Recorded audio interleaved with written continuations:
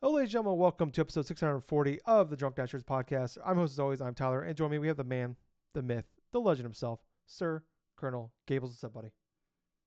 I'm feeling pretty damn good. I'm on vacation currently. I'm finally got on vacation and I'm not coming back until like close to the end of the month. So I'm feeling pretty happy, getting some time to recharge, maybe just getting some time to play some games that I've wanted to get back to for a long while, but been too exhausted during the week to do so. And on top of that, it's like it's still in the midst of the football season stuff, so looking forward to my team playing tomorrow morning and stuff against the Buccaneers. So it's like yeah, it's setting itself up fairly nicely. Yeah. But other than that, though, I mean, played a bunch of different games this past week. One on my phone, two on obviously I had two on the PS5 and stuff. So it's like, aha, yeah, it's been pretty fun. It's Nice. actually been pretty fun these past couple of days. But how have you been doing, Tyler? I'm doing all right, clanging and banging as always, been a rough week personally. Just, lost, I got a couple, I've had birds for a few years now. I lost one a couple weeks ago. I had three, lost one a couple weeks ago, lost another one this week. So, they're older, they're getting up there. So it was bound to happen. It's just really sad right now having the one. Feel bad for the little guy. But I'm doing okay otherwise. Just still doing physical therapy and all that.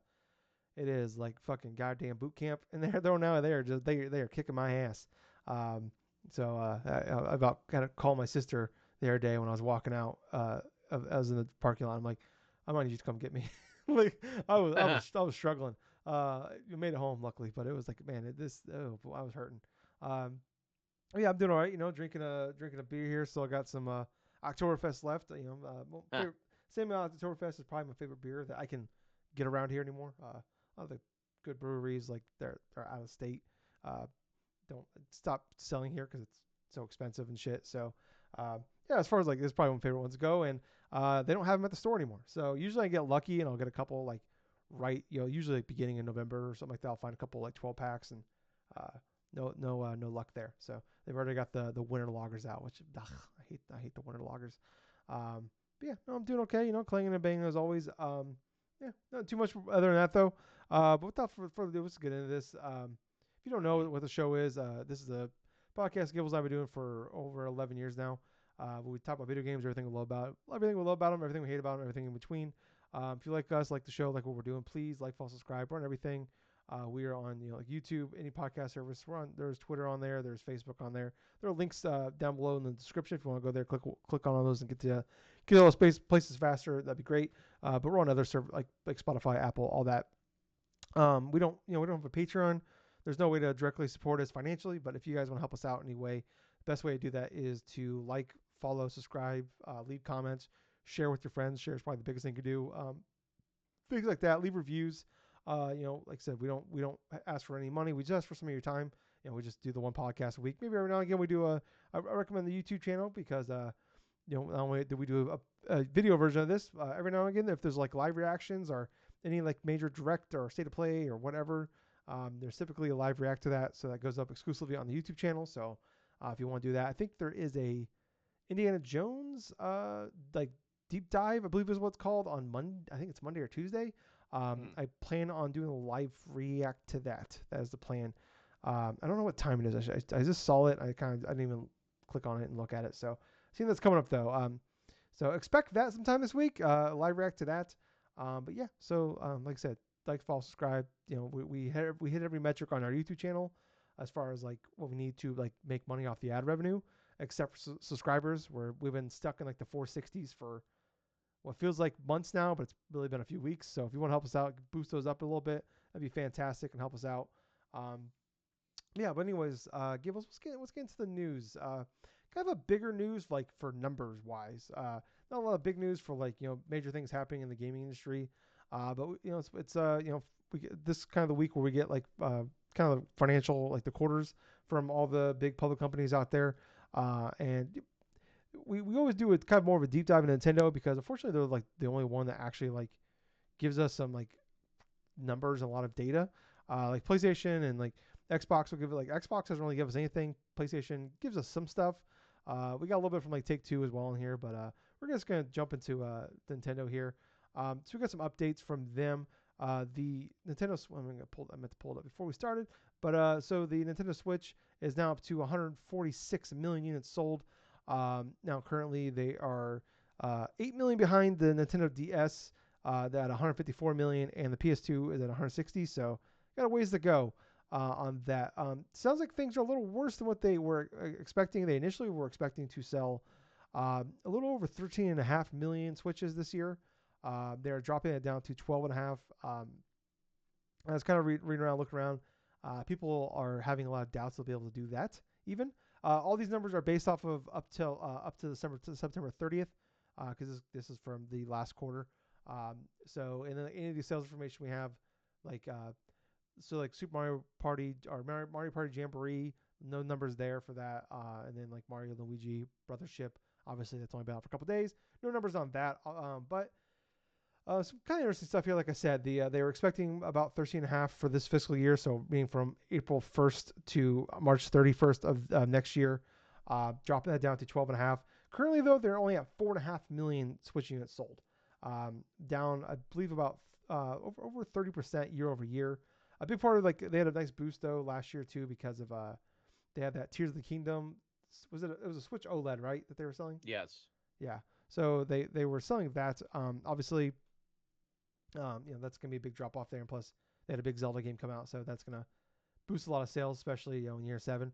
Some other information though we got here, with only 5 days of because for Zelda Echoes of Wisdom, because once again this goes to September 30th.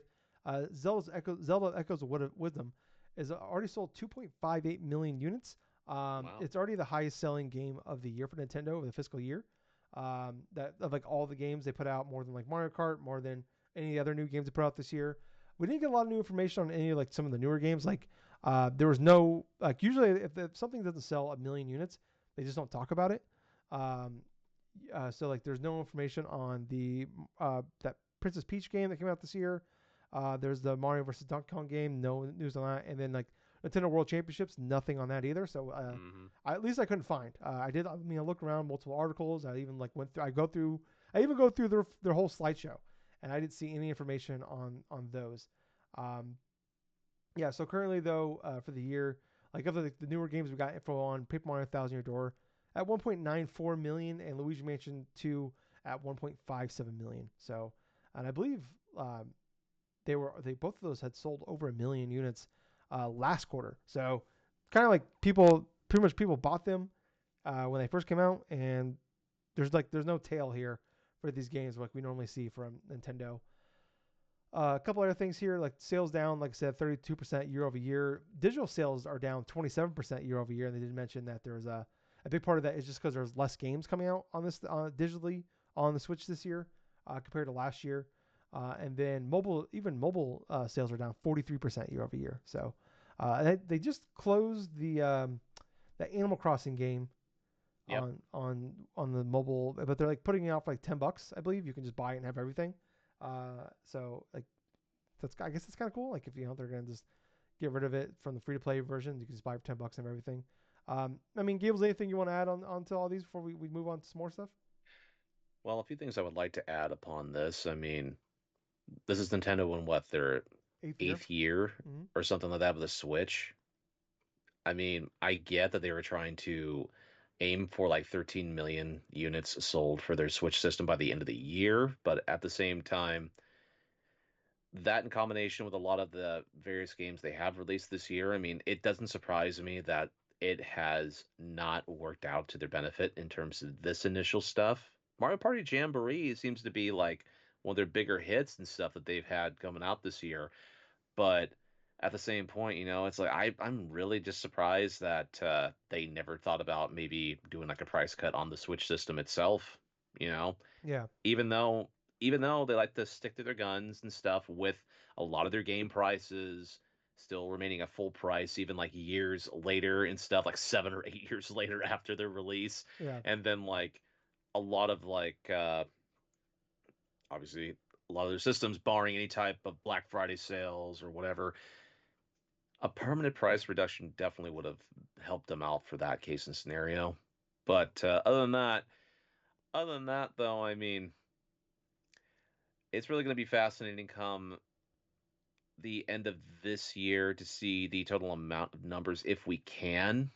Not just for how many units they did sell for the Switch, but also how many units it were for just a lot of their games as a whole. Because, like you said before, they don't really divulge a lot of that information if it's under a million units.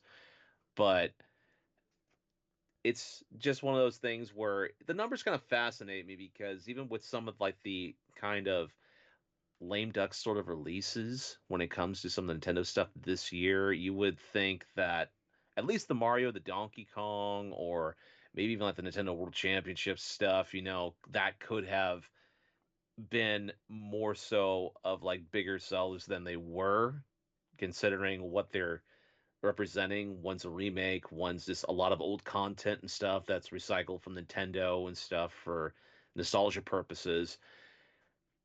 But yeah. Yeah, man, it's gonna be interesting come like later on this year, plus whenever they decide to announce their successor. Yeah. Um, I think the price drop definitely would have helped. Hmm. I think it's just one of the things where they are trying to squeeze as much as they can out of this diamond as they possibly And can. and it sounds like to me they squeezed every bit that they could. Yeah, and I was listening to people don't listen to Kit and Krista's podcast. It's fantastic. It's a lovely time if you want to just feel jolly vibes while talking like people talking about video games. I recommend it. They did like Nintendo Minute podcast for years. They work for Nintendo. They did like Yep. the PR side of this and how to like do the messaging and like they did all like the business stuff. And it's just like it's very interesting like them talking about kind of like like their mindset about things and like they kind of mentioned like the whole price drop thing. It's like to them it's like once they drop the price, they devalue the product, and sometimes to their own detriment. And I don't, yeah, who knows? Like obviously, like yeah, you could argue like definitely right now probably could have dropped it. I don't know how much it would have made a difference though, even if like I don't unless it was like I don't know what like drastically like $50 for that. Like if the Switch Lite stayed at 200 or went down to 150 and then you dropped everything down $50, would that made a drastic difference? I don't know. Maybe you did like a better bundle. They're doing the same Mario Kart bundle again for, I believe this is like the sixth year in a row or seventh Christmas. Yeah, I it's a think it's lot of been repetitiveness of this things that they know that if it's not broke, they don't fix it. And Mario Kart 8 has been proven to be a major seller for yeah, Nintendo, yeah, especially for the Switch stuff this time of the year. But it's still a lot of those repetitious sort of bundles, a lot of those like constant aiming towards like, hey, we want to push as this price tag as long as physically possible. We don't want to demean a lot of our values for this games, but the Switch is in its eighth year. You can afford to do a fucking price cut on this system. Even yeah, if it's like as little as $50. yeah, It's still better to recoup your costs and stuff and get what you can from it as opposed to losing even further because you didn't have the balls to go through and do that initial stuff. yeah. And like I mean like they're not they're still like financially very viable and part of the big part of the reason too like the numbers are down so much this year is because last year they had the Mario movie on top of that and Tears of the Kingdom, and they did do the Echoes of Wisdom. Was that a Switch Lite they did, I believe? Which one was this? The Switch like Lite special edition Zelda Echoes of Wisdom was. Yes, they did that this year Yeah, for so we don't really like have. Echoes of Wisdom's release. Yeah, so I mean, obviously they still have things to do. And like I was listening to Kit and Chris, like I was saying, and they're talking about like, to them even like Nintendo's having a down year, like okay, then they kind of like to them like Nintendo's like they're mentioning like about almost 60% of like most years, almost 60% of their sales come in this quarter that we're currently in from October to through December. Hmm. So I mean, who knows? And the next story here I think is plays a big part in why they did that too. But we do have an update here on the top 10 selling games for the Switch overall. Um, Number 10 here, New Super Mario Bros. U Deluxe at 17.77 million. Super Mario Party at 20.98 million. Zelda Tears of the Kingdom at 21.04 million. Hmm. I think what's interesting about that one is Tears of the Kingdom is like I'm obviously I'm not saying this as a failure. Obviously it's not. Uh, but I am shocked by like kind of like I was like mentioning like like the other games that come out this year. There's like been no tail to those games. Like a lot of these games that we see here, they're so high. Like they didn't come out of the gate super hot. Like they did, but like they're not these like they sustain like they're still selling Mm. several like sometimes millions of copies every year for years afterwards. And like what's crazy about Tears of the Kingdom is like that first quarter last year, and like the first 6 weeks from like May through came out in like mid May through June. That first like 6 7 weeks on the market, it sold nearly 20 million units. And a Yeah. year and a half later, it's at 21. So it's like I'm not like I said, fantastic, one of the best games of all time. Is a huge hit, huge success for them. But I'm just shocked by like it just kind of like there's people that bought it at it like at launch, and it's just not like the Breath of the Wild is like outselling it every quarter pretty much. Like not by a Hmm. lot. Like I'm talking like less than 10,000 copies every quarter, but it's out like that's shocking that Breath of the Wild, a launch game, is keeping up or outselling the sequel to it, which I don't know. It's pretty crazy. Hmm. Well, maybe they're not so much crazy. I mean, I keep thinking about like a different example though of like a couple of Zelda games that did released Nintendo back in the day, but give or take, this was like a year apart from each other, being like Ocarina of Time and Majora's Mask. You have like one of the best games of all time in Ocarina of Time releasing, and then for the initial challenges that Aonuma and stuff and like Miyamoto had for the Majora's Mask stuff, I mean, yes, it was pretty much the same engine, different story, different types of concepts and stuff, but they did definitely make a lot of money in terms of that stuff, but not as much as say like what Ocarina of Time made because of how it was like an introductory period for The Legend of Zelda as a series for that whole 3D aspect.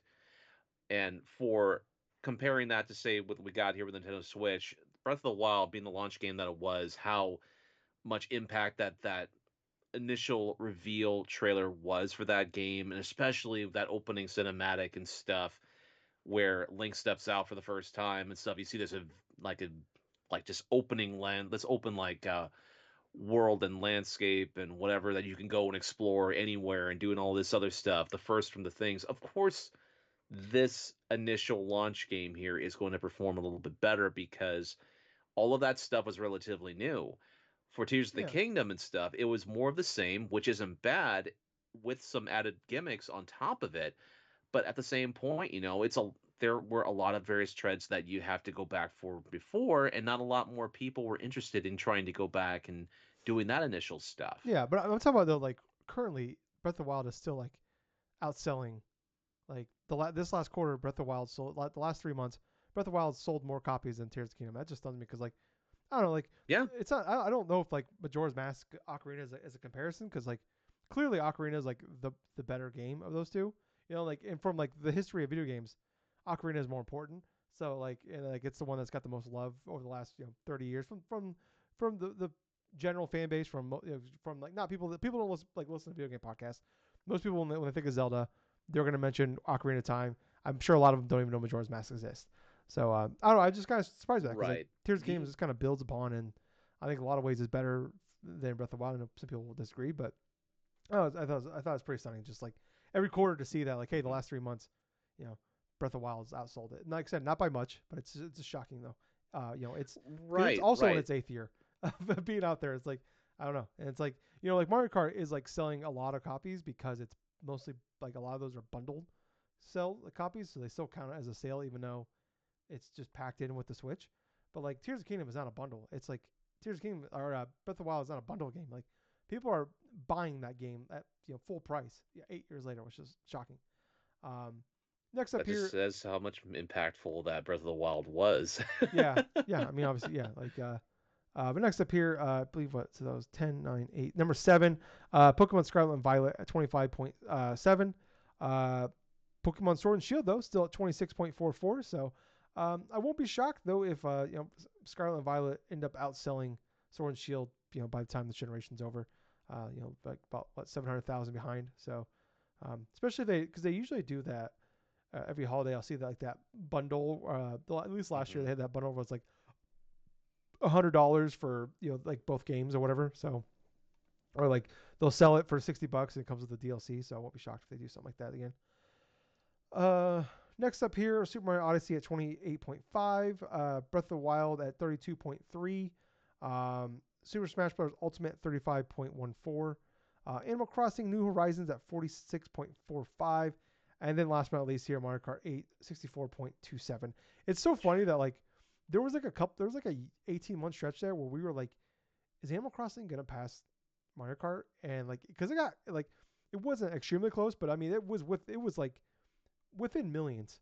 And then it's just Yes. like, I mean, I'm not saying like we're talking about like incredible sales here, but it, like Animal Crossing just kind of stopped, and like Mario Kart, obviously a big part of that is because, like I said, like they bundle Mario Kart into the with the Switch at this point. So every time someone buys a Switch, they're technically buying a copy of Mario Kart. But it's just crazy to see like we're talking like went from being like 6-7 million behind to that 18 million behind. So I don't know, pretty impressive though. I thought it's just incredible how big the system was, and like I think they pointed out there are 70 Nintendo published games on the Switch that broke 1 million units sold. So Jeez. unfortunately, Advance Wars is not one of those. So uh, No. also unfortunately, Gables, I know this might surprise you. Everybody's 1-2 Switch also not in that list. I know that's your. I know that was. I think that was like your number two favorite game of last year. I know that. I'm pretty Yeah, sure. right. But I think that was all I had. Um, it's just man, it's I want to go back and look at like I need to find that list again that had all the games that broke 1 million. I don't want to just see how Mm. many that sold more than the Wii U did. Actually, better yet, I want to find how many Wii U ported games on the Switch outsold the Wii U. I need to go back. I might do that. I need to go back and find that. There's definitely a good amount. Yeah, there's probably because there's a good amount on there. Um, But all right, let's move on here. Stick with Nintendo here for 1,000. So this kind of got dropped later on in the day after the financial report during a Q&A section. Furukawa, I can't say his name. Is it Furukawa. Furukawa? Thank you. Um, so he had a it was asked the question. He put a tweet out about it on the I believe on the actual Nintendo uh, like uh, shareholder account. So like this isn't just like the base Nintendo account. Um, that saying that basically the Nintendo Switch, the new Switch 2 will have backwards compatibility with the Switch. So it's something I think that we all assume was going to be the case, or at the very least hoping for, because it was like, man, if you like at this point, like it's the expectation, like it's Nintendo, but it's also the same time it's like Nintendo. It's like they don't like, even though they don't give a shit, like like I wouldn't have been surprised they did it either, but it's like it'd be a mistake not to. But I mean, they finally announced it. It's out there. Gables, how are you feeling about when you heard this news? Well, honestly, I definitely am feeling pretty good about it because for uh for any type of major gaming like publisher, like company or something like that, if you put out a system and you're not at least have some form of backwards compatibility to your previous system or something like that, I mean, you obviously run the risk of losing future customers in terms of like investing inside of another platform here. But I'm happy about this because even though we don't know the extent of what the backwards compatibility is and stuff, we can at least assume, hey, okay, so if we have our account, we have our digital content or something like that, we could probably transfer it over or something like that. And hopefully that includes the physical stuff as well. I mean, it'll be a no-brainer, like to not, include that and stuff like that. But at the same point, I'm pretty good about it. I'm feeling pretty good. Yeah, yeah. And like I said, I think it was at this point it's the expectation. But like I mean, yeah, you said like, you lose a lot of customers that way, potentially. Because at this point, like you're expected, like especially now with like most technology outside of video games, like when you buy a new iPad or or a phone or whatever, it's like you just turn the new phone on, you log in, everything just reinstalls. It's right there in front of you. Like that is kind of the Hmm. expectation, especially going off like coming from the PlayStation and the last Xbox of just like you turn it on, it's basically just like a better version of the last console, and that's there's obviously sometimes like you want to buy, you want to make it like it looks different, it looks brand new, it feels different. I want a brand new, Hmm. different UI. But it's like I would give up all that just to have like cool like I have nearly a decade of a library still there intact, and I can play it all in one place, which is probably overall more important. But also like Nintendo is somebody that like they are someone that like they know that there's a lot of nostalgia and a lot of love for their library, and they will nickel and dime people to rebuy their games multiple times. So there's also that where it's like they probably I won't be shocked if like is it worth like losing some sales from people buying our console over like making people the people that do buy it like rebuy it. But I mean I'm certain to point like I said, it's the expectation that should be done at this point. Also, I bet they look at like the fact of like like the world is different as far as like video games go and like technology Hmm. goes. And it's like games as a service is a big thing now. It's like obviously I know it's kind of a bad word to a lot of people, but like it's probably really important to have Fortnite there on day one on your new console. Like because that's what a lot of people like. Matt Piscatella puts out the reports every week. I read them every week. Shows in the top 15 games played on each console, not except for Switch. We don't get Switch, but PC, Xbox, and PlayStation.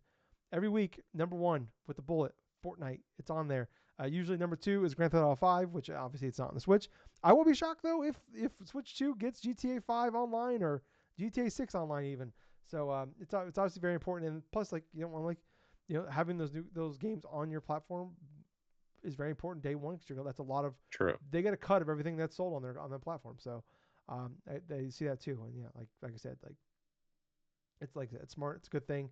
Um, but yeah, I don't know. I don't know. Like it's just kind of crazy. Like the fact that it's news. I feel like if it was anybody Right. else, like if like, oh, okay, yeah, that's cool. That's like that's a cool thing. But it's just like it's almost just like thank God. All right, cool. One less thing to worry about going into this like going into like like one less major talking point going in the Switch 2. And also I think it's very important because we're going like they've mentioned the successor at multiple occasions now. Nintendo has Yep. themselves, and they see the sales drip. We just spent a bunch of time talking about sales are falling off a cliff.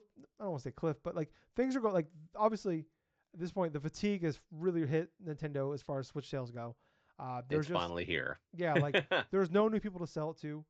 Like we talk about all the time, consoles sell as many like most consoles that sell a lot of copies, like a lot of units, like the Switch has or PS2 has or whatever, is because it's the same consumer base rebuying that thing multiple times. Like they buy the Yep. Slim or they buy the Pro, whatever. They buy multiple units. Same like 3DS X. You go from 3DS to XL to new 3DS to 3DS. 2DS. Yeah, DSi, DS Lite, whatever. Um, 4D. yeah, 4D. Yeah, 1D now. We've actually taken away. It's one screen now. It's just. What if that'd be funny if they sold like a Nintendo DS, but it just didn't have the second screen. So it's like it's still called a dual screen, but we don't. It's only one screen. um, Nintendo 1D.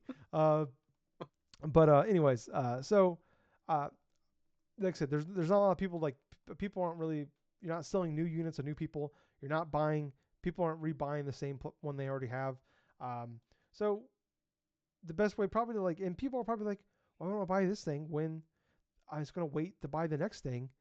But people like no, like oh hey, like I could still buy this and still buy games for this platform that like the current Switch, and those will still work when I get the new one. Especially if you're someone that like Mm. is digital, and we've seen like Nintendo like we're seeing the numbers from Nintendo like they usually I didn't see an update this time around, but they usually mention like percentage of people that buy games that are physical and digital. It's growing more and more towards digital. Like they're definitely the lowest of the big of the three, but I mean they're getting closer to 60%. Where I believe like PlayStation's like getting closer to 70, and I believe like Xbox is in like the 80s percentage wise for digital sales. So Hmm. um, yeah, so obviously that's important as well. So but yeah, I mean I'm like I said, it's just like I said, it's just kind of like okay, that's one less thing to worry about because I think that would have been if they that would have been a huge mistake from them if they and then that would have actually I think that really I've always said I don't like we've seen like PlayStation and Xbox when there's been enough outrage from things Mm-hmm. where they were like okay you know what we were wrong we've seen like Xbox try to double the price of Xbox Live or Xbox Live and Yep. everybody got pissed and like you know what you're right we've seen PlayStation try to like charge us $10 for upgrades where they promised us like for like Horizon and Gran Turismo like they told us initially it was gonna be free and then like oh no actually it's $10 to upgrade and it's like you told us it was free and there's enough outrage they turned around like you know what I've always said Nintendo I don't think they would do it I feel like there would be enough outrage possibly that Nintendo might actually would like if it was possible they would actually like you know what you're right we'll change it so um, next up though here is kind of sticking quasi with Nintendo um, we kind of got an update here on the Palworld uh, and Pokemon lawsuit here. So um, I think a lot of us kind of figured out it's not really. Um, it's kind of what we thought it was. So like, what was like exactly are they suing? Nintendo was Nintendo exactly suing them for? We knew it wasn't like them copying Pokemon designs. It was actually it was from patents. So it's three patents. This is from Palworld actually came out and said what it was and what it was for. The first patent is about aiming and firing some sort of item towards a character in a field.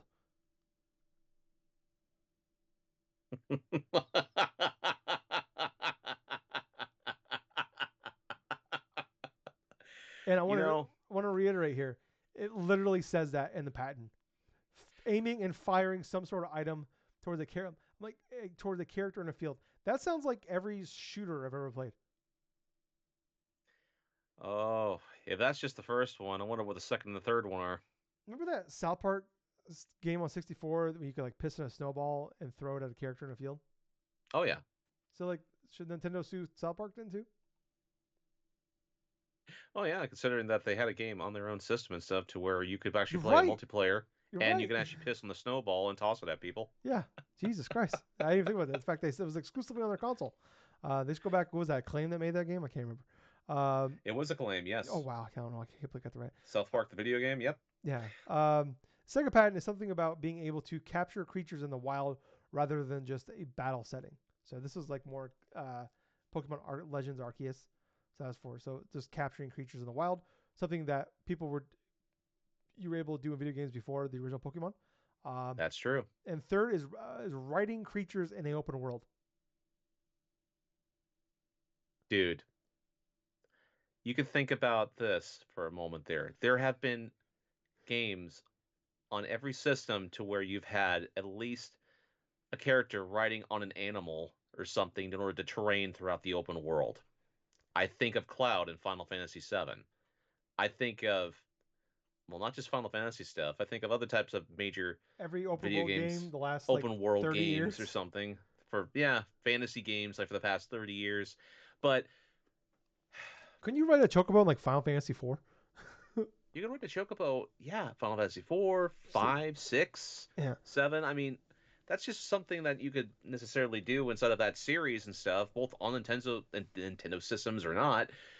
But the biggest issue with these three patents is all three of them are so broad and they cover over a vast majority, not just a vast majority, but a good majority of specific games that have been released over the past 30 or 40 years that have done similar things to that stuff.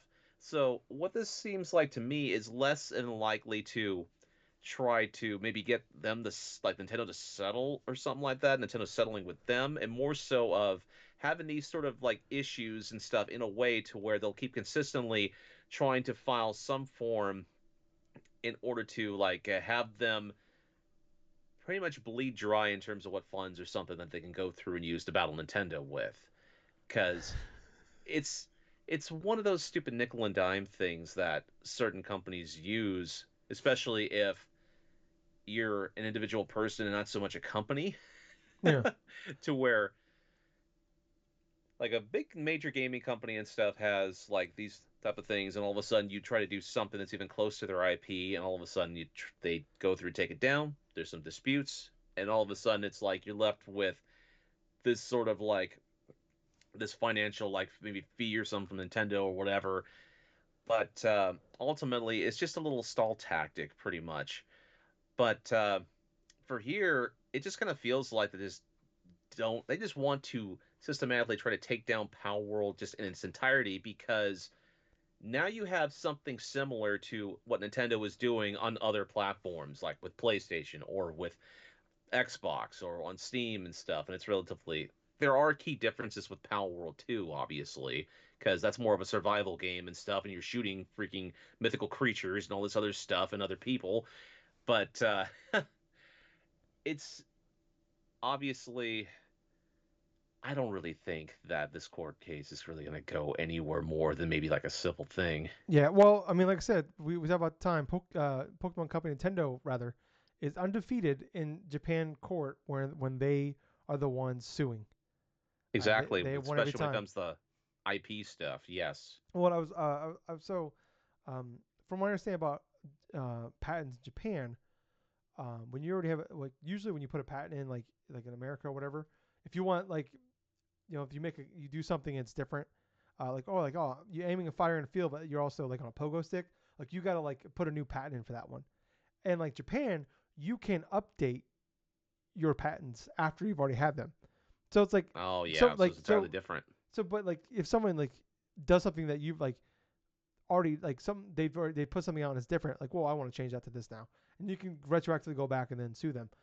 Gables, what's funny about this? You talk about they're trying to take out Palworld and take out like suck this game dry. You want to know what the amount they're suing them for? No, 10 million yen. that's it. You want to know how much 10? You know how much 10 million yen is in the U.S. dollars? No, About $66,000. that's it. Yeah. Yes.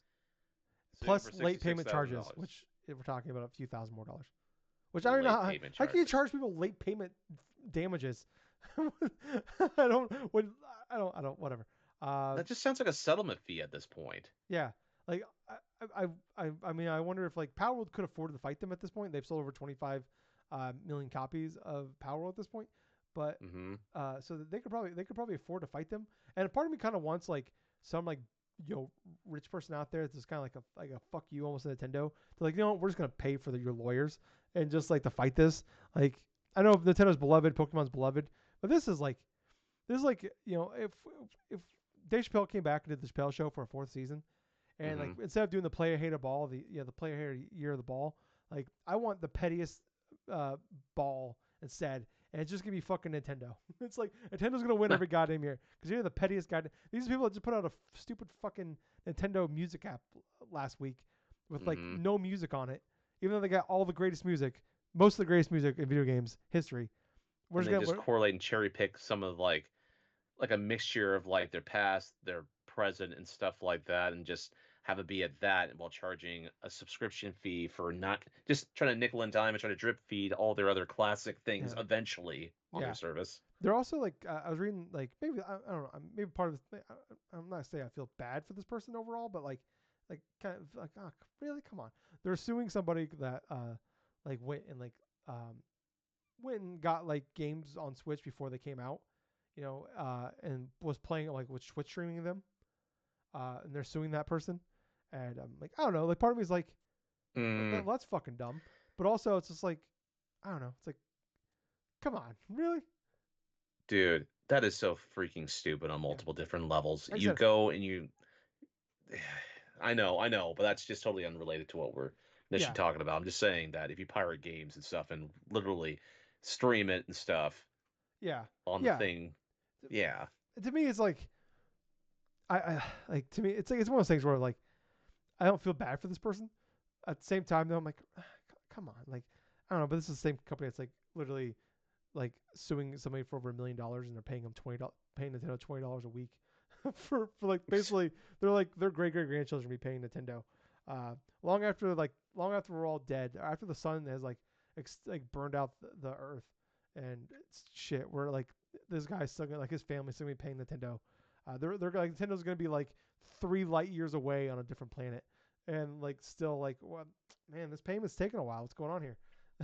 Like what the fuck? I don't know. Anyways, it's just like, man, this is like, what's the point? Like, they're gonna spend more money on lawyer fees. I feel like, than they will actually. But I guess it's one of those point things. But like, what's the point? I don't get the point.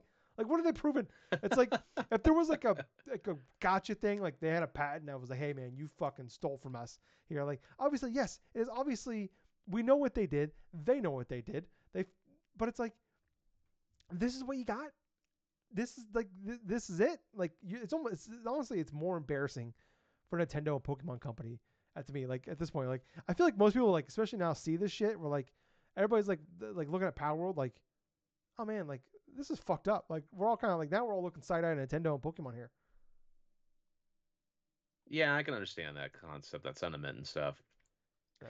I mean, this is Nintendo. They are very protective of their IPs, even if they got to go and do like the absolute like pettiest of stuff for some aspects. I mean, there was a joke thing floating around like on I think it was either on some social media stuff to where it's like like a kid can't afford it, the whole meme. It's like, okay, a kid like in another country or something like that couldn't buy a Nintendo Switch because it's cost so much in his country and stuff. He decides to make one or something like that of cardboard and has to Yeah, help from his uncle and do this and stuff. And then all of a sudden it's like Doug Bowser from the NOA or something like that reads that, travels to his country and stuff, and pretty much makes the family all his other pay like so much or something like that for the yeah. rest of their life or some crap.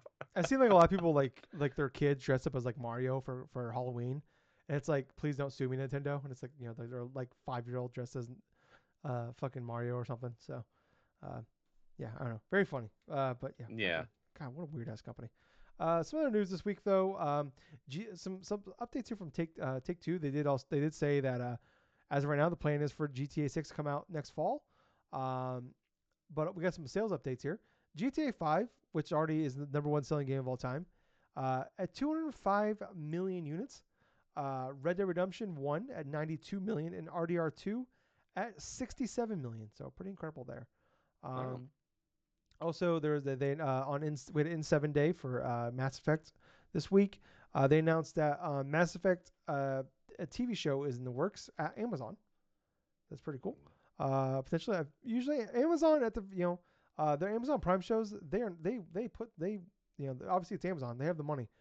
They put a big budget in, so I'm not worried about like the budget on this. Obviously, the quality is the most important part, but like they put out some damn good shows. They got like, The Boys, Invincible, The Expanse, fucking the Fallout show won multiple awards this year. So um, Yeah, I'll wait and see for that, dude. I mean, I'm not too sure how they're gonna handle like a lot of like the Mass Effect stuff, but I want to be proven wrong and I want to like this. yeah, obviously like there's gonna be obviously I think this one might be a little harder because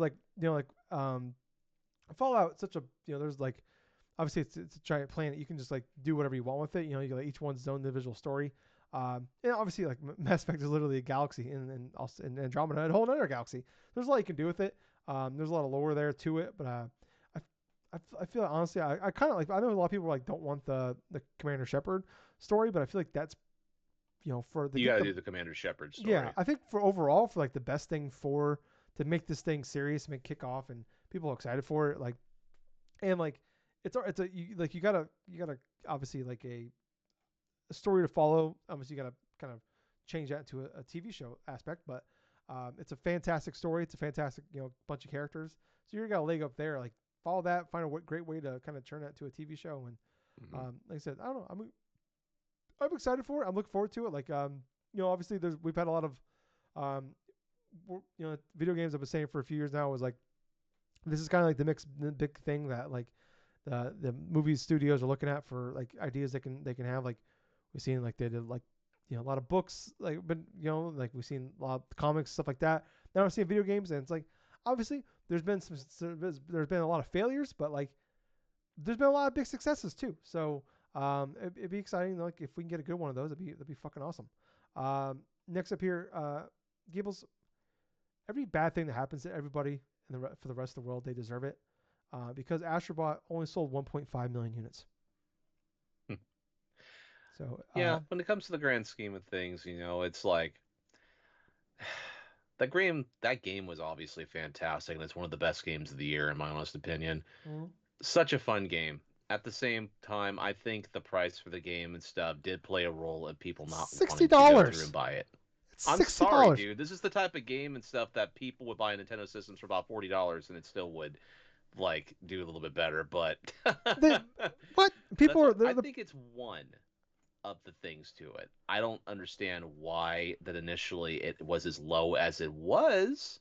I mean, granted, this is a fantastic game. 1.5 million yeah. is incredibly low for something like That is this. November 3rd as well, so it's less than 2 months. But obviously, like we Ah, don't maybe to them that's success to them. I don't know because I listened to an interview that the director did, and he said that it was a team of 65 people that did it over 3 years. So this is a much smaller budget. They got it out a lot quicker. So maybe to them, 1.5 million is a success, hmm. or like maybe what they expected. But man, like man, that game should be a big success. I wasn't expecting like 10 million, but I thought like I was honestly I'm like 3ish, maybe like at the beginning. I don't know, but like maybe over time, like word of mouth, this will grow more and more. But I don't know. I was a little bummed out by that one. But a PS5 is sold as of October 1st, over 65 million units. So 63.5 million people. Fuck you. And then last but not least here, Death Stranding just dropped on Xbox with no announcement, no nothing, out of the blue. Huh? Yeah, so they put it out like middle of the night. I think it was like Thursday morning. Um, yeah, so basically, Huh. so to the I was reading about this, to the second that Death Stranding came out on PlayStation 5 years ago, it released on Xbox. And also Kojima Productions announced they officially own the rights to the IP of Death Stranding. And at least so that PlayStation's owned the rights, from what I understand, of the console version of Death Stranding. 505 Games published the PC version. That's why in the past we've seen um, Death Stranding go on PC Game Pass because it was made by Mm-hmm. 505 Games. Um, I believe 505 helped publish this on Xbox, but now Death Stranding, we don't know for sure. Like, there's no news of whether or not like did Kojima buy the rights back from PlayStation, because we know PlayStation is publishing Death Stranding 2. It's exclusive to PlayStation, which is weird. Um, Maybe it's the same thing. Maybe it's like a kind of like they had like a deal in place where like after so much time, maybe like PlayStation could like there was an option in the contract they could have bought the IP and owned it exclusively, or there was like a 5 year like maybe like a 5 year kind of exclusivity thing. No idea. No one knows. But yeah, kind of interesting. And it dropped out. It's the director's cut. It came out. I think it's actually $20 right now, and it's like I think it's only $20 for like the first week, and then it goes up to 40. So yeah, but yeah, pretty crazy, pretty incredible. I saw that like kind of woke up middle of the night and I saw like someone posting the Discord channel, and I was like, what? And I kind of read it, and I've like I actually had to like click on it to make sure it wasn't like the fucking Onion or something like that, like fucking with me. But yeah, was not the case. But yeah, let's move on to what we've been playing. Gables, do you want to go first? Or you want me to go first, buddy? I want you to go first this time. All right. So I played a couple games. Um, I'm just gonna mention I played I played a bunch more of Dragon Age the Veilguard. I keep wanting to say Inquisition. Like 25 hours in. I don't have too much to add to it right now. I'm still really enjoying it. We're still really liking it. Loving where it's going, liking the gameplay and stuff like that. I talk about a lot next week. I'm gonna play some more of it. Jump in. I'm gonna talk about a little more next week.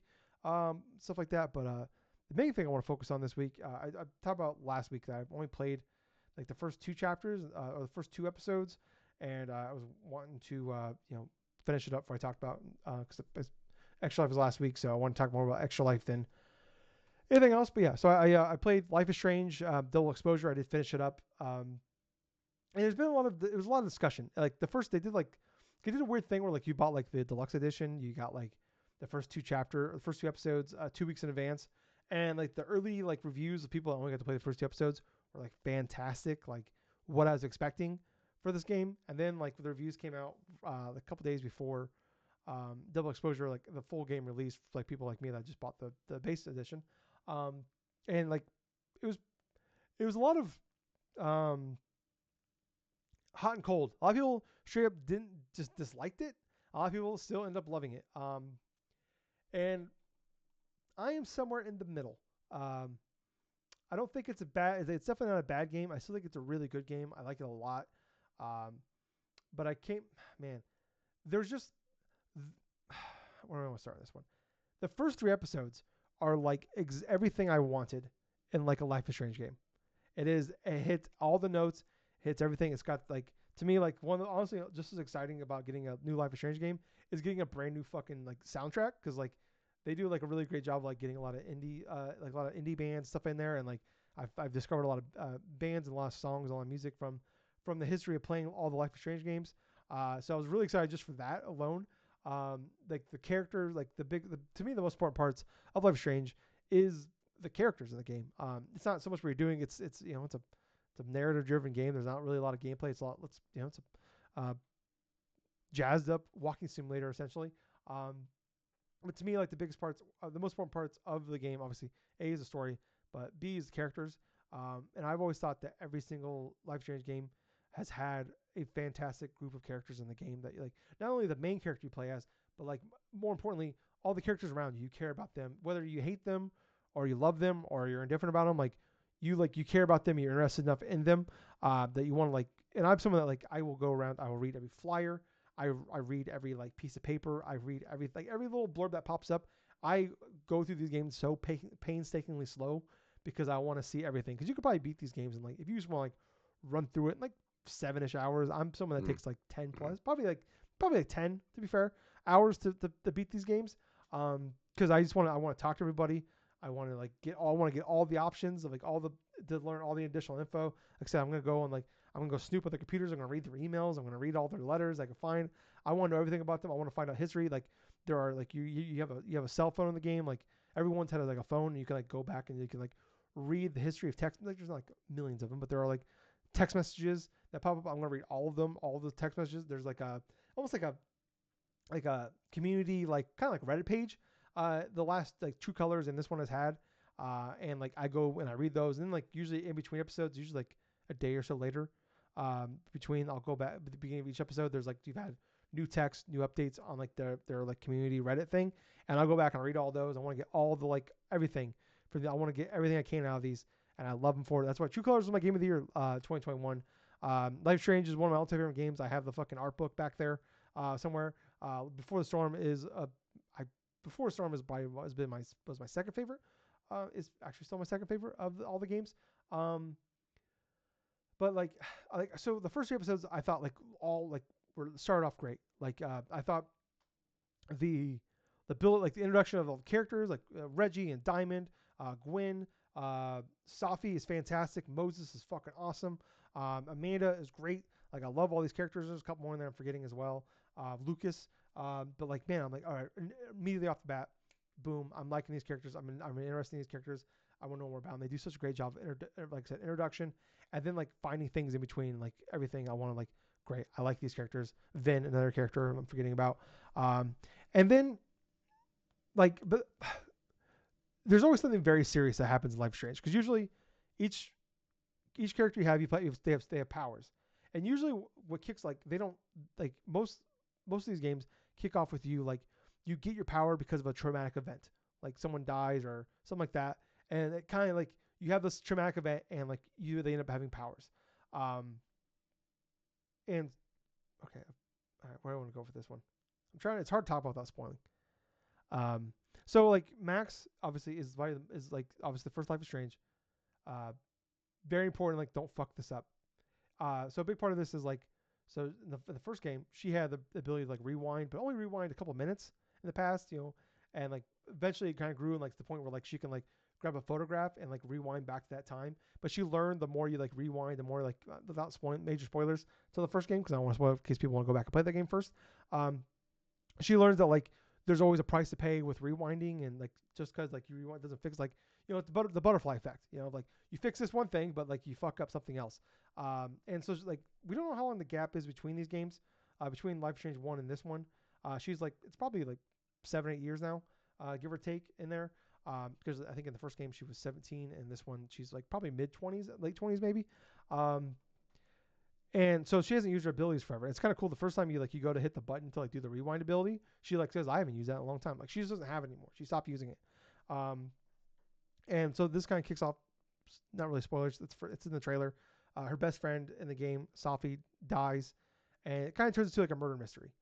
And but like kicks off this ability where she can kind of like jump between two timelines. Where like there's a timeline where like she's still alive, like they're running concurrently, but like the main one she died in, but she could jump between the other one, and Safi's still alive, and so she's trying to jump in like all right, who killed her and why, like okay, but then something also happens in the one she's alive, so it's like a murder mystery in one, and then like okay, something big is happening in this one, I got to figure it out. So like they do some cool things of like you know, like having these interactions with all these characters and like they're both in the game, but you also got to remember like, okay, this happened in this timeline, this one didn't happen in this timeline. So I'm like, I'll have a conversation with somebody about something that happened, but it happened the other time. I'm like, fuck. So you gotta like remember a lot of these things. So like there's always these like serious things that go on. There's always these serious events that happen in like Life is Strange, and I think, but like also like Life is Strange, I think does like it's not with these characters and like a great way to make you love them is like you have these like moments of levity with these characters, like these fun moments, whether it's just like you're playing air guitar with your brother, you know, or like you're just sitting there listening to music with Chloe or something like just little things like that. And there's like this game just feels it's like it. All the stories are very serious. There's always serious things happening, but they don't have like this game just doesn't really have those moments a lot. Like there's a couple in particular I could think of like where like oh this is just like man I'm just loving like with this conversation here. I'm loving this moment I'm happy. I'm just sitting in this moment. I'm just enjoying this, like chewing the scenery and just like I just want to like live in this moment for as long as I possibly can. Like I want to exhaust every tree of like conversation I could possibly have. I don't want this moment to end because like I'm loving the conversation that's happening here. And like this game doesn't really have it that often. I think part of it is a big part of the game. This is because there's two different timelines, so there's just a lot of shit happening, and they set up. There's just constantly like building and building and building and setting up things and setting up more things and setting up more things, and I they just like and it's like it's very intriguing. There's a big point at the end of episode 3. I'm like, oh shit, and like the beginning of episode 4, fucking awesome. It's a great moment, great. Like the first like third of it is fucking awesome, and then like the from like the last like episode and a half is just like okay, okay, that's where we're going. Okay, and it's like it's not so much like oh that's where we're going, but it's just like this is where we ended up at. Like okay, this is kind of a weird thing we're doing here. A little okay, we're it's a little different here. Okay, this thing we're doing doesn't really feel like it really ended in like okay, we don't, like this little thing here didn't like end conclusively. Like okay, and then like you get to the end and like all of a sudden you're at the end of episode 5 and it's like credits roll. And it's like okay, and it's like the frustration is like every Life is Strange game has kind of ended. You know, there is a beginning to an end, in every single one. And this one, there's just not an end. Like it just like it's almost like it's the middle of a.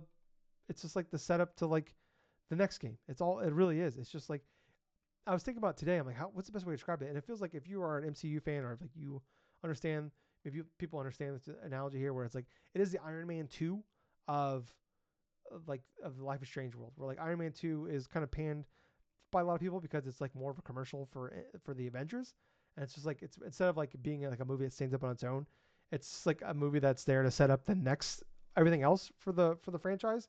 Um, and this kind of feels like that, where it's just like okay, like and I don't. It, there's so much there that I like because like they do so much for like I want to know what happened, like what's going on with Max's life, how is she doing? Because like Max is such an important character to like any Life is Strange fan. She's so important. Chloe's and they're like just so important. Like she is the character. She is the mascot of the Life is Strange universe. And I don't feel like they did anything bad with her necessarily. There's nothing like wrong. They didn't like destroy her character or anything like that. Um, but it's like I just they kept like teasing me with things of just like they would talk about like what's happened to her since the end of life, depending on what decision obviously you made at the end of Life is Strange 1, like you know like how is she dealing, like and they talk about her like dealing with the trauma still of those events of like a lot of bad things happen to her in Life is Strange no matter what ending you picked, but also whatever ending you picked she's dealing with that trauma still.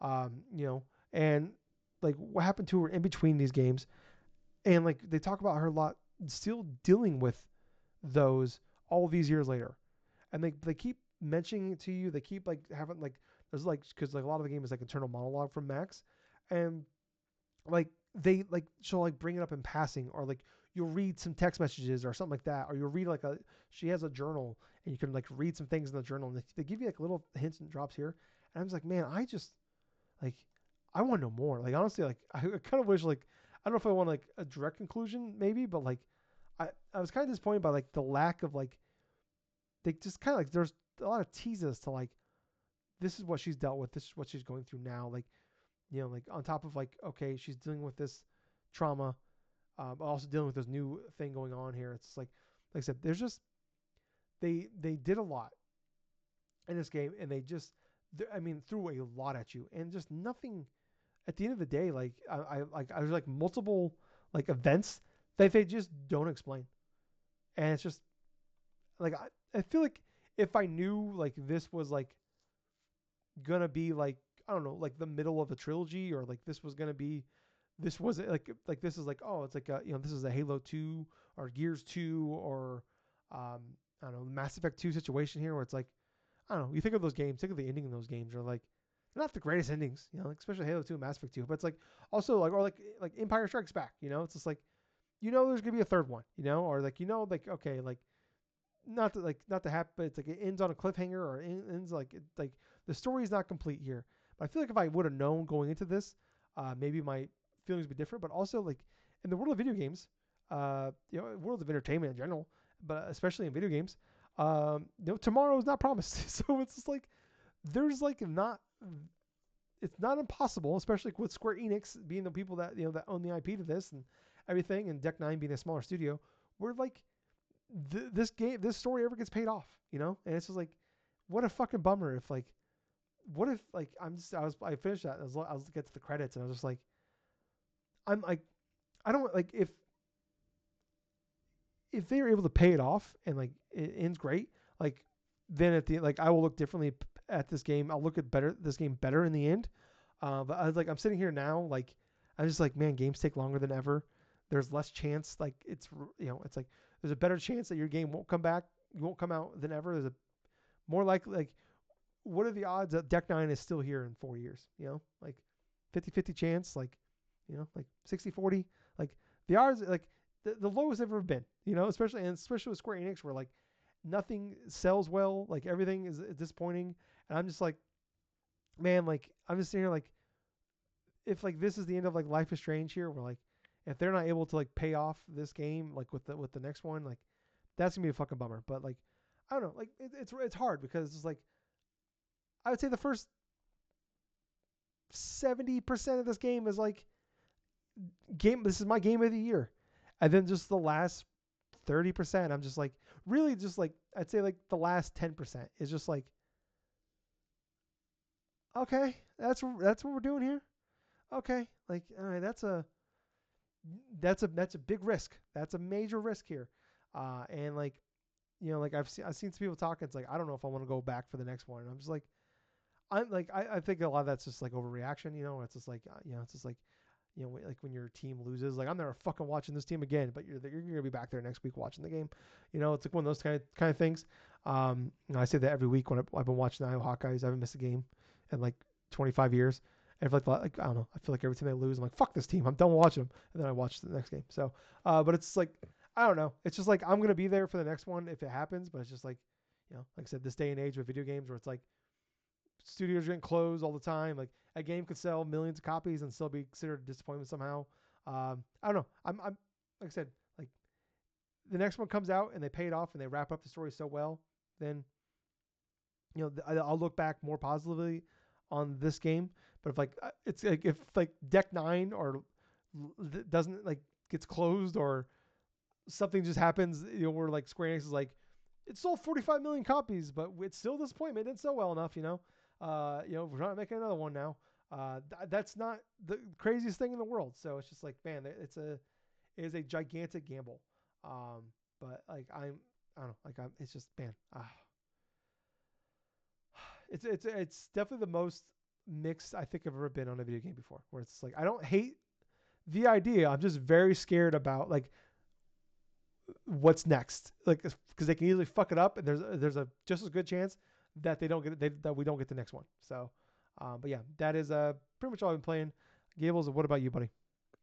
Okay, so I have been playing a bunch of different games this past week and stuff while I've been trying to stream stuff towards like my Extra Life thing, which I did complete this past week from the Nice. 2nd all the way up to today, the 9th.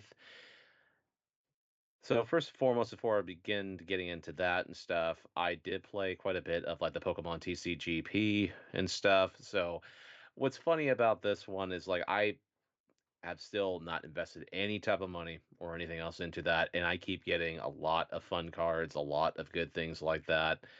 And on top of that, it's more than halfway completed in terms of the actual amount of cards and stuff Yeah. Did you see? I for in a someone whole. someone. Sorry, so I saw someone put a thing out where like if you were to play to get if you wanted to 100% this game without putting a single dollar in, it would take you over 20 years of in-game time. Yeah, that's about the size of it and stuff, but I'm not obviously playing to complete this game Yeah. at all because here's the thing about it is the drop percentage for even some of like the higher tier in terms of like rares and this and that, it's astronomically low. absolutely astronomically low. So it's like there's a reason why that Nintendo goes through and posts these initial like percentage chances and stuff like that, and it's to get people to put money into it so that way they can have a better chance by buying bulk 10 packs at a time and stuff like that. Like some idiots do, they go and pay $100 and freaking like put. And I've seen videos of this where they put $100 into this game and they literally they buy, oh god, they bought like I think it's like either 90 to like 100 different types of packs or something like that. And there's no guarantee you're even going to get like some of the highest ranking sort of cards and stuff. Like obviously you have a lot of the common cards, you have like one star I think for like uncommon, you have two for rare and stuff, and it's like there are a bunch of different types of hollow foil type of cards in this game, and obviously the ones that are the most popular are some of the EX ones. I do have a plenty of EX ones and stuff. My highest is like a 3-star like Charizard and stuff that I have. That's like an interactable like artwork to where it's basically him in the middle and stuff of like this big old fight or something, this big old grandiose like sort of scene or something. And once you open the pack and you get one of those type of cards and stuff, it immediately stops and transforms you like into like a different animation, right? To where they get the entire artwork, and all of a sudden that one card you just drew is a just like a piece to like 5 or 6 different Pokemon that are inside of that scene and stuff, and they have their own individual cards of that sort. But I do know the highest tier of rare or something like that. It's like a crown rare or something like that with all these different like golden colored this and that. But those are extremely rare to try to pull. And there have been cases, and I've actually seen some bits of this and stuff to where even if you haven't put any money in it, there is a possibility where people get these so quote unquote gold like god packs and stuff to where it's just a pack of nothing but all these various type of rares. You can get copies of the same card. I have gotten at least twice during the time I've played like a couple of copies of like the same rare card. And obviously I've gotten like a whole bunch of different Pokemon stuff. I've gotten a couple different Charizards. I got a couple like different Alakazam. I mean, the first rare I initially got was like an EX Alakazam from like the first Mewtwo pack or something of that sort. And so that little dopamine hit and stuff like that, it's like, okay, I'm gonna spend a little bit of time here, see how much I can get out of it. And so basically what my time is resorting to when I'm playing this is little bits at a time on my phone, getting a little bits of like pack openings like throughout each day. If and then on top of that, I complete a whole bunch of different missions from what the mission type of stuff is. And on top of that, I just go and do the single player stuff, right? So I'm doing a bunch of different deck lists. It's showing me introductions of like different type of scenarios and stuff. I'm still playing the Pokemon TCG on my phone and trying to learn a little bit more of like how I can apply different strategies to here and there. I have not yet touched any type of multiplayer stuff. I kind of don't want to because at the same point, this is a pay to win type of game. Basically, if you don't put a lot of time like and money into this damn game in order to get the best cards and stuff, you're pretty much going to be destroyed online. And I have been a part of like a Discord, like talking about like chatting about it with other people and stuff. And it's basically kind of like what I feared. You spend a lot of this different money, you get the best cards and stuff, and then when you even try to play somebody online, you're gonna get decimated because they pull out these EX card after EX card after EX card and stuff like that. But the biggest joy I've gotten out of playing this app so far is just pulling all like the different type of cards or like the daily stuff, or if I have a chance to accumulate a bunch of different like points or different kind of cards through a wonder pick sort of mechanic or something, where that's a separate thing to where you have a group of people, like random people, including ones on your friends list. You spend like maybe one little star credit or like three, depending upon what the rarity is, and then you have like a 1 in 5 chance of picking the card, which most of the time you're probably not going to pick the card because you pick one and all of a sudden it's conveniently inside the thing next to you and this and that. But yeah, this is definitely one of those gotcha games to where you're going to have some fun with it initially, but there's going to be a fatigue that's going to occur, and that's when all of a sudden all your funds run out, all of this stuff funds out, and all eventually it just leads you to, oh, you know what? Maybe I should put some money in this because of this and that. But as a game itself, it's not bad. it's actually a rather faithful adaptation of playing like the TCG. There are some fun elements to it, but I would not recommend this to people that, especially with kids, because this is definitely aimed towards kids. Because those type of gambling mechanics inside of the whole chances of opening and getting all these different rares and stuff, it's not guaranteed. And even though Nintendo has put a lot of like the percentage chances to getting individual cards and then have certain ways that you can accumulate to get a specific type of card from this initial things, you're still gambling in terms of what cards you're going to get through these Yeah. random packs. And I know I've played bits and stuff of that, but yeah, during the stream stuff, I did a couple of different games. I did like I bet oh God, I've already talked about this last week though. I did play more of the Balatro stuff, and I got the initial run I've been wanting for to go and beat the game pretty much on this run. So I start off with a blue deck, which gets me plus 1, I think, in my for my hand, I think it is. And on top of that, there's these multiple different Joker suits that I have found that work together so well that it's these 4 to 5 Jokers literally supported me throughout the entire portion of my run to where I literally the last thing I initially did was I earned over 200,000 points based upon like a couple different like jokers I had to do with straights and had to do with flushes. And then on top of that, it's there was this one joker to where you could actually skip. You could actually like skip between like certain numbers and stuff, and you could actually get like a straight. And so I used that to my advantage on top of something called a joker called the Odd Todd, which the Odd Todd is like basically it gives you additional credit stuff per if you use like say a 3, a 5, a 7, or like a 9 or an 11, and you get more credits and stuff and more multipliers added to that on top of another joker to where based upon how many jokers you have inside of a run, it'll give you a multiplier stuff, and my multiplier was like times 15. So I was just accumulating a whole bunch of different points on top of earning various bits of money, and then every time I would finish a bet or finish that round and stuff, and I go into the shop, I kept buying these like planet cards and stuff, right? That would increase the level of multiple different types of suits from playing a pair or playing a flush or playing a straight. And then once that is initially occurred and all these points started going forward, the bets start getting bigger to the point where, okay, well, I could do this bet, or I could just skip it entirely and get a mega arcane pack and get a whole bunch of other planet cards to improve more points for the suits. And I'll tell you what, man, that one more game mentality for that damn thing is so addictive. Absolutely addictive, dude. Yeah. So I did end up beating Balatro again, and I gotta admit, man, it still feels like fucking like hours take like minutes with this damn game. I mean, I spent a good solid like 3.5 hours just playing Balatro, and it's just basically like 2 or 3 different runs because I spend my initial time trying to plan out each move so I can go on to the next round or whichever. And speaking of like say addictive stuff, I mean, I played more of the Castlevania DLC for Vampire Survivors. I have unlocked a whole bunch of different characters. The one that I spent like about a couple hours like playing here, I decided to say, okay, let's see if I can go through every single boss inside of this thing. So I put it on endless mode and I picked Trevor Belmont.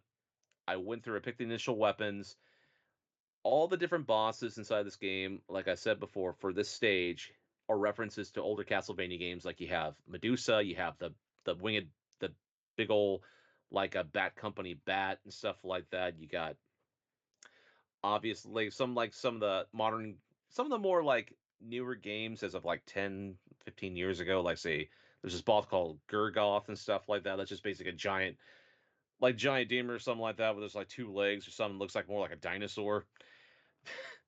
But I still feel the same way, kind of like when I was first initially playing it. I love a lot of the references to the previous Castlevania games. Different sections of the game of this map are taken from different sections of like previous games, like Symphony of the Night or like Aria of Sorrow or whichever. And it kind of reminds me of like playing that the Castlevania game that was on the PS3 and the Xbox 360 that had all those other like multiplayer aspects to it. But yeah, man, I mean, it's a joy going and picking different types of characters for that DLC because a lot of their weapons are mostly original. They evolve into super special like ultimate weapons and stuff. So it just feels like a joy just to go back and play and just experiment to see what'll go on. And of course, the last one that I initially played is one of my old favorites, obviously, and this is something I almost play through yearly at this point. That's Symphony of the Night. I mean, there's really not much for me to say about this. It's that it's just me doing a relaxing playthrough at Symphony of the Night. I spent a good solid like 5, 6 hours, actually a little over 6 hours, going and playing this game. I got like 199.7% of the castle done out of the 200.6, which at the same point though, I mean, it read it like that, but that was before my initial thing. So I know I got the best ending for the game because in order to get the best ending and the actual dialogue to change to represent the best ending is if you get 200.4. Yeah, 200.4. So I've done that before to where I just missed like one single room or one single panel, and then it's like I know I didn't get 100% or 200.6% as this game goes through and do. But yeah, it's just the same thing, dude. It's like me using a bunch of different weapons. I'll tell you what though, grinding for the specific weapon I wanted to get in order to finish off the run though was a pain in the ass. It took me like about 30 minutes just to grind like killing one enemy over and over again in the reverse in like the in one of the areas. So it's like the Chrysogram is just one of those items inside of this game, Symphony of the Night, to where it's infamous because it's super quick. You can basically defeat enemies within seconds. That's just one of like the majorly broken weapons that are inside this game that help you just break open the game. The other is the combination with a shield rod and Alucard shield, to where if you press both attack buttons like square and circle, this animation pops up, you hold up your shield, and you basically run forward and it just kills everything, including the final boss. Because that's how my final boss thing went, to where I put it up, I just put on the shield, I jump up and down like a couple different times. It does like 225 damage per shot and stuff like that, and it just makes mincemeat out of the final boss like within not even like a minute. And that's pretty much what I've been playing. All right, well, I think that's gonna do it for us. So if you guys like the show, like what we're doing, please, like I said, top show, like, follow, subscribe, run everything, YouTube, Facebook, Yeah. Twitter, every podcast service we're out there. So if you guys check us out, that'd be great. I was host, I was Tyler. And I have been Colonel Gables. So until next time, everyone, thank you very much for listening to the Drunk Nerds podcast. Hey, Gables, Yeah. too sweet. You sweet, man. Bye, guys. See ya.